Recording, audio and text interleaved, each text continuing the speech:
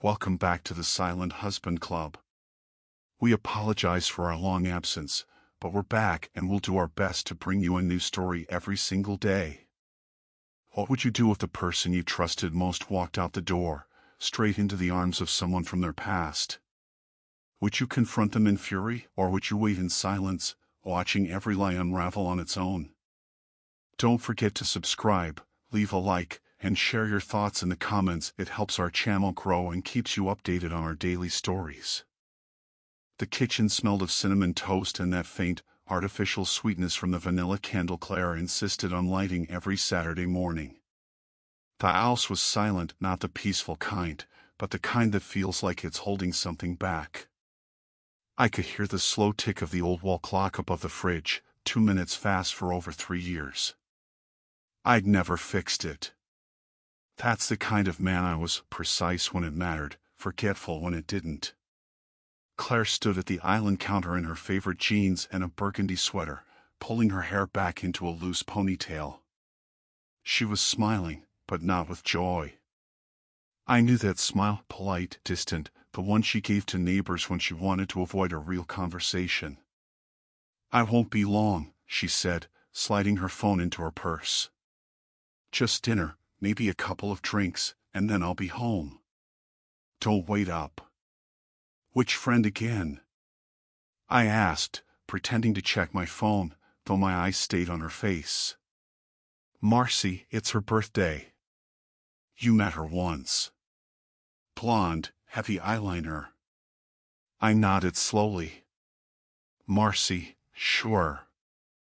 I could have said I remembered. I could have smiled. But I just leaned back in my chair and gave her a look, the kind that made most people shift uncomfortably. Claire didn't flinch. She was good at holding her ground. "Got her a gift?"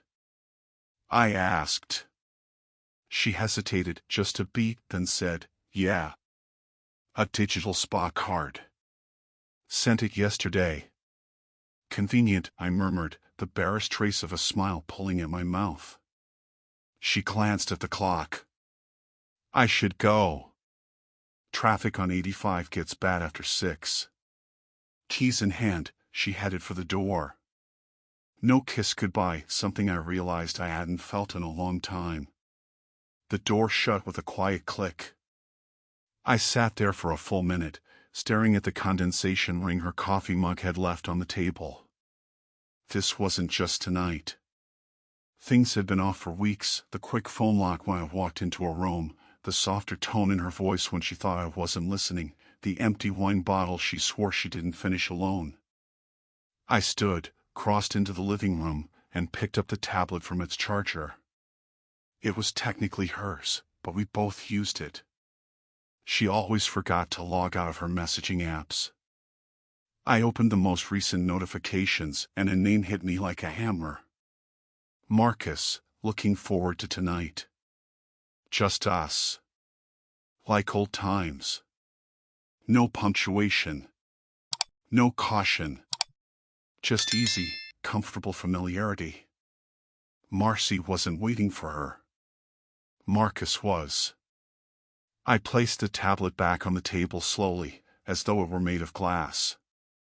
The room seemed to darken around me. Tucker, my old dog, padded in and sat by my feet.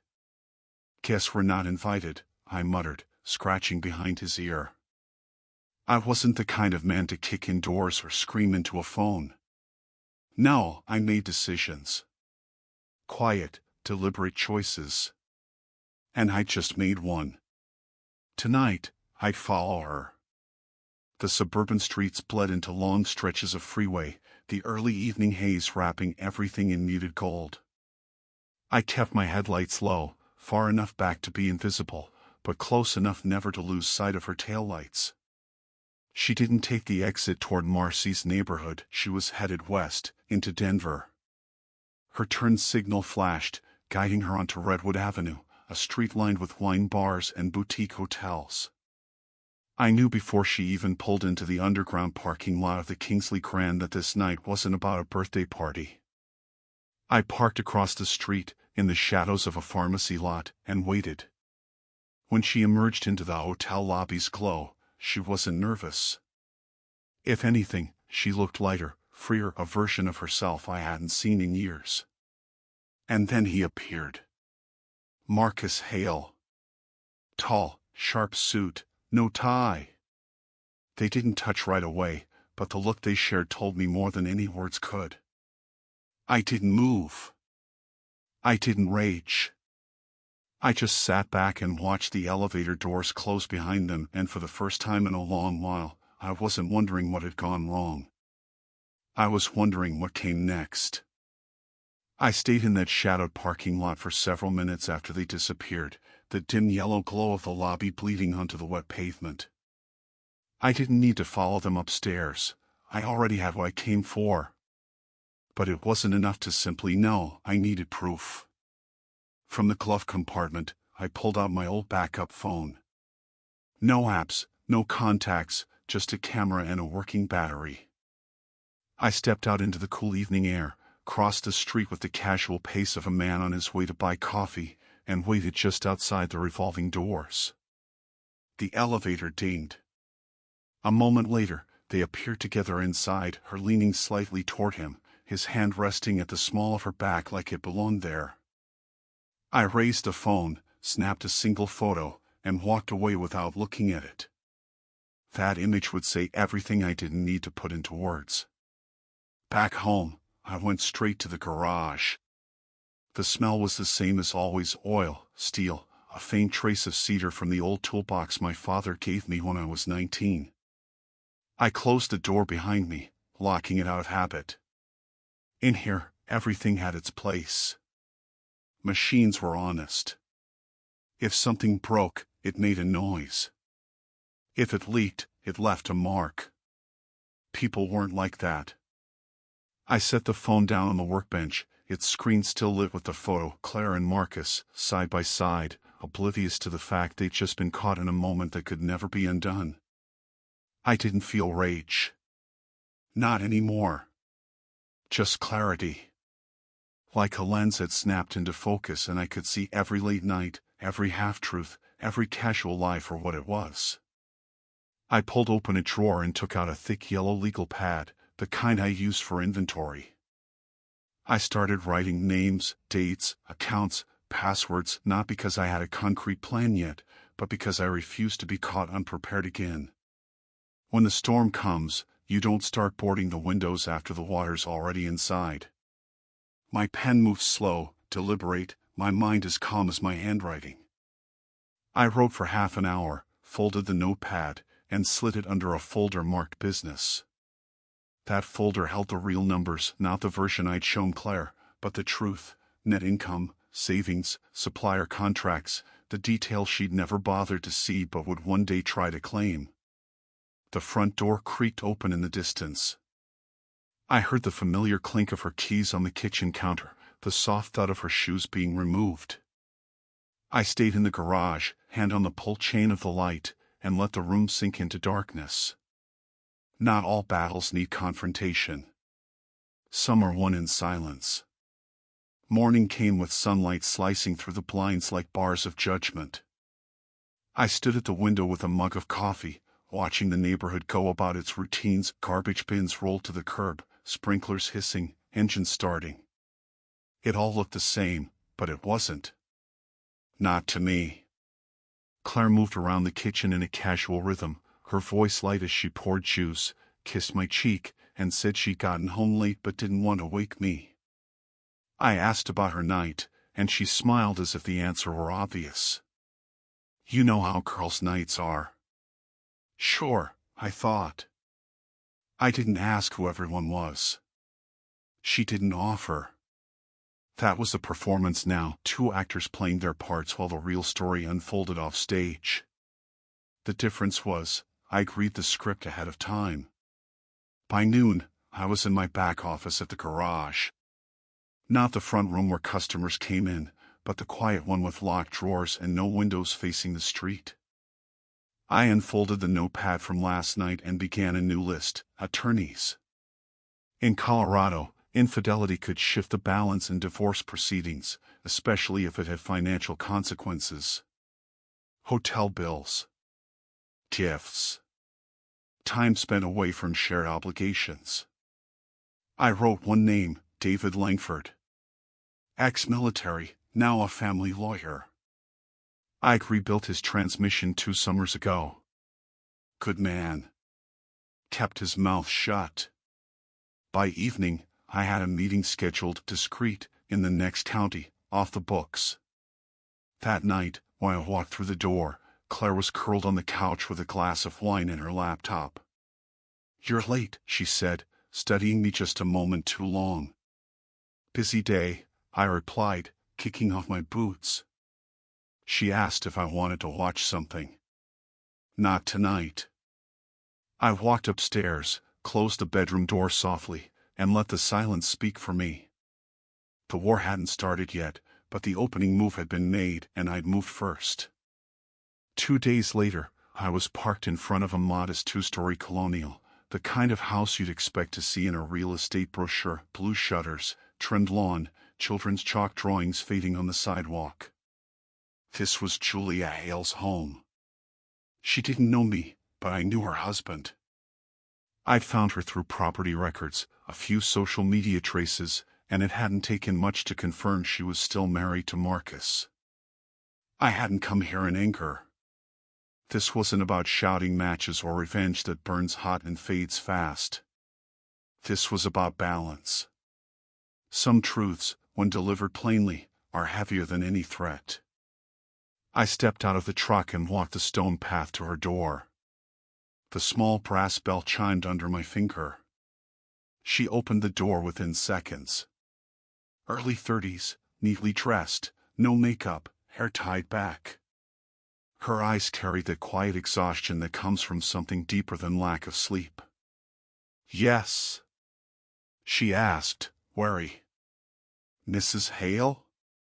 I said. "Who's asking?" "My name's Ethan Cole." "I know your husband." A subtle change came over her face, almost imperceptible, but I saw it. "What about him?" I took the envelope from my jacket. I debated printing the photos instead of sending them digitally, but paper felt final, undeniable. "I think you deserve to see this," I said. She didn't take it right away. "I'm not here to cause trouble," I added, my voice calm. "I just thought you should know where he's been spending his time." After a pause, she took the envelope, her fingers trembling slightly. "Why are you doing this?" she asked. I met her eyes. "Because he did it to both of us." She looked at me for a long moment, then closed the door without another word. I didn't wait around. She would see the photos soon enough. Marcus and Claire walking into the Kingsley Grand, the timestamp, the hand on her back like it was his by right. It was all there. That evening, I was in the garage when my phone buzzed with a number I didn't recognize. The text was short, "Thank you for telling me." I knew something was wrong, but I didn't have proof. Another followed minutes later. "He's gone now." Took a bag and left. "You're not the only one he lied to." I stared at the screen, feeling neither joy nor sympathy. This wasn't victory in the usual sense. It was simply the next step. A quiet shift in the board. By the end of the week, news about Marcus began to trickle in. Not from Claire, of course. She was still playing her part, acting like everything between us was exactly as it had always been. But I'd set up alerts on his company, Synergy Capital, and one morning I saw it. "Mr. Marcus Hale is no longer affiliated with our firm, effective immediately." Buried in the financial section, but one line stood out: "An internal compliance investigation had expedited his departure." I didn't need to wonder which hotel bill had triggered it. Claire noticed something was wrong before she knew what. One Thursday morning, she sat at the kitchen table scrolling through her phone, her robe draped loosely over her shoulders. I poured my coffee in silence. Then I saw it. Her thumb froze mid-scroll, her posture tightening. "Everything okay?" I asked lightly. "HM?" Yeah, just someone I haven't heard from in a while. Weird morning. She forced a small laugh, but it didn't reach her eyes. I didn't press. That was the beauty of playing the long game. You let them feel safe just long enough for the walls to close in. The call came later that day. Have you moved any money from our joint account? She asked, her tone just barely controlled. No, I said flatly. Why? There's a transfer missing. 3,500. It's not showing up anywhere. I told her maybe it was pending, offered to look into it. No, it's fine. I'll call the bank, she said quickly. But I knew. It wasn't the bank. It wasn't pending. Marcus was grasping for the last open wallet he had left. That night over dinner, she laughed a little too loudly at one of my jokes, her eyes flicking to her phone more often than usual. She thought she still had the upper hand. She didn't know the game had already shifted, that I'd been making moves she couldn't see. The next morning before sunrise, I called David Langford. Arrange a formal financial audit, I said. You want to scare her? He asked. No, I replied. I want to corner her. By Monday, the dominoes were already falling. The rain was steady the morning I drove 2 counties over to meet David Langford. His office was hidden in what used to be a craftsman-style house, no sign on the street, no shiny glass door, just a brass knocker and a porch that creaked under my boots. Langford was the kind of man people didn't find by accident. Tall, broad-shouldered, gray hair tied back, eyes sharp and unreadable. He opened the door before I knocked, gave me a single nod, and stepped aside.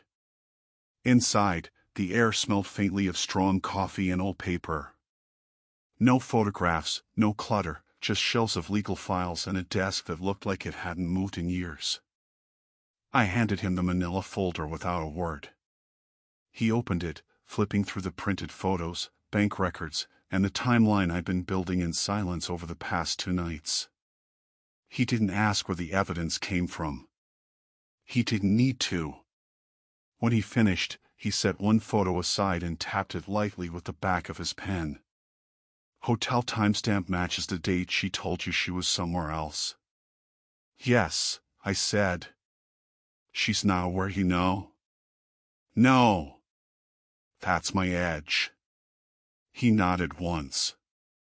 Then you file first. Quietly. She reacts to you, not the other way around. We talked for over an hour, laying out the plan like a blueprint for demolition. Serve the papers without warning. Freeze certain accounts when the timing was right. Keep her thinking nothing had changed. I told him I didn't want her to walk away with half, but I also didn't want her left with nothing. He studied me for a long moment before saying, "You're not just protecting assets. You want something else." I leaned forward, my hands folded on the desk. I want her to sit in the wreckage she built. To look around one day and realize the life she chose over me was built on sand. His eyes didn't flicker. I can work with that. By the time I left, the sky had turned a dull silver, the kind of color that presses down on you. I didn't feel lighter or free. I just felt anchored. Focused. That night, I came home to find Claire in the kitchen, barefoot, pouring a glass of wine. She smiled as if nothing in our world had shifted, as if Marcus's unraveling wasn't already in motion. She handed me a cutting board and asked if I'd help with dinner. I worked beside her in silence, watching the way she glanced at her phone twice in 5 minutes, the way her shoulders stiffened when a notification buzzed.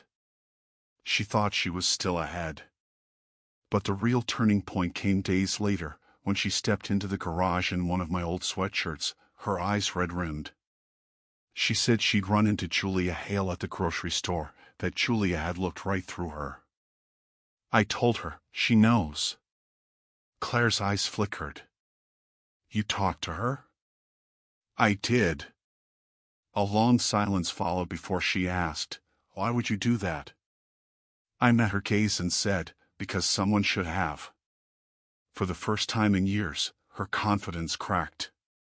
She tried to pace, to explain, saying I'd been distant, that Marcus made her feel important. I cut in quietly, not invisible. She froze at that. I walked to the workbench and pulled an envelope from the drawer. "This is the end of pretending," I told her. Inside was everything: the filing, the account breakdowns, the business split. Her hands trembled when she asked, "You already started this, didn't you?" "Weeks ago," I said. She stared at me, disbelief replacing anger. "You never said a word." "No," I replied. "I didn't." She took the envelope like it weighed more than paper should, nodded once, and left the garage without looking back. The silence that followed was heavier than before. This wasn't just a curtain falling, it had been cut down. 2 months later, the house was no longer mine. I'd signed it away in the settlement, not out of sentiment, but strategy. That place had been her stage: every wall, every piece of furniture steeped in the performance she'd been running for months, maybe years. I didn't want its air in my lungs anymore. I kept the garage business, my truck, my tools, and left the rest behind like an old skin. Now I lived 2 towns over, in a 1-bedroom cabin tucked off a quiet country road. Here, silence wasn't heavy, it was clean. No footsteps in the hallway, no perfume in the air, just the smell of pine drifting through the windows and the sound of wind moving through the trees. Most mornings I'd step out onto the porch with a mug of coffee, breath visible in the winter air, watching frost cling to the truck's windshield. I never rushed. For the first time in years, there was no one watching me, no one waiting for me to falter or disappear. One of those mornings, my phone buzzed with a message from an unknown number. It was Julia Hale, final hearings done. He showed up in a wrinkled shirt and didn't say a word. His lawyer tried to blame the financial losses on a clerical error. Judge didn't buy it. "Thank you for telling me the truth." I locked the screen without replying. Some words don't require answers, they just close the last page of a chapter. By spring, the new garage was up and running. Nothing flashy: modest walls, the smell of sawdust and rubber, no logo from the old place. Customers came one at a time, word of mouth spreading through the small town. People here didn't ask for your life story, they just wanted their brakes fixed, their oil changed. I liked that. It kept the past where it belonged. Then, one afternoon, I heard the soft chime of the shop door. I didn't look up immediately, finishing the last bolt on a Chevy. When I did, she was there, Claire. Dressed in black, hair pulled back, no makeup. Just her. "This place suits you," she said, looking around. I nodded. "Thanks." The silence between us stretched like a rope neither of us wanted to pull. "I'm not here to reopen anything," she continued, her voice lower now. "I just wanted to say, you were right. About everything." She didn't try to explain. She didn't ask for a second chance. "I thought I was chasing freedom," she added, her eyes glassy. "Turns out I was just running in circles." I leaned against the workbench, arms folded. "We were good once," I said. "But then we weren't. And you didn't fight for it." She nodded, barely. "I know." For a moment, we just stood there, 2 ghosts of a life that no longer existed. She turned to leave, then hesitated. "Are you happy?" I looked past her, out the open garage door, at the clear blue sky. "I'm not angry," I said finally. "That's close enough." She nodded once and walked out, the door closing with a soft click. I went back to the Chevy, slid under the hood, and kept working. The day rolled forward, and for the first time in a long time, there was no shadow following me. It had been 96 days since I'd walked out of the house I once called home. I hadn't marked them on a calendar, but my body knew time settles into your muscles in a way you can't fake. Winter had started to loosen its grip, the frost retreating, the air carrying that faint scent of thawing earth. I'd opened the garage doors wide that morning, not just for ventilation, but to let the world in while I worked. Inside, the shop hummed with the steady rhythm I'd built for myself, tools clinking, metal ringing, the low murmur of a country station, and Tucker snoring in the corner. There was no grand success here, no cinematic victory. Just peace, the kind that arrives quietly, drip by drip, until one day you realize it's been there all along. Around noon, I stepped outside with a sandwich and coffee, leaning against the truck to watch a young couple walk their golden retriever across the road. They were laughing, the dog tugging ahead, the moment so ordinary it almost felt foreign. Life moves on, I thought. It doesn't wait for heartbreak to heal, doesn't pause to see if you've made peace with the wreckage. It just keeps going. The divorce papers had arrived weeks earlier, plain envelope, clean signatures. I read them once and tucked them in a drawer I didn't plan to open again. Claire had left town, rumor said, for a job 3 states over. I didn't check. I didn't need to. As for Marcus Hale, his name hadn't crossed my screen since the article confirming the quiet settlement of his corporate fall. Men like him didn't go to jail, they just slipped into smaller worlds with fewer doors to open. That was enough. I was finishing the last bite of my sandwich when a silver sedan pulled into the lot. I didn't recognize it. The window rolled down and a woman leaned out, early 30s, sharp eyes, confident smile. "You do transmissions?" she asked. "Yep," I said. She parked, stepped out, and shook my hand. "I'm Harper. I've had 3 different shops tell me I should just sell the car, but I'm not ready to let it go." I told her to bring it in. She didn't ask about my past, and I didn't ask about hers. That's the thing about strangers, you start with nothing, no history to weigh down the conversation. As I leaned over her engine, something unexpected stirred in my chest. Not hope, not yet. Just space. Room for something that wasn't there before. I didn't know where it would lead, and I didn't need to. It was enough to know it might. Thank you for watching. If this story touched you, shocked you, or simply made you think, don't keep it to yourself. Leave a comment, your thoughts, your story, your truth. Subscribe for more raw, real, and unforgettable confessions. And if this story made you feel seen, share it. Someone else might need to hear it too. You're not alone here. This channel is a safe space for those who've been betrayed, broken, and rebuilt.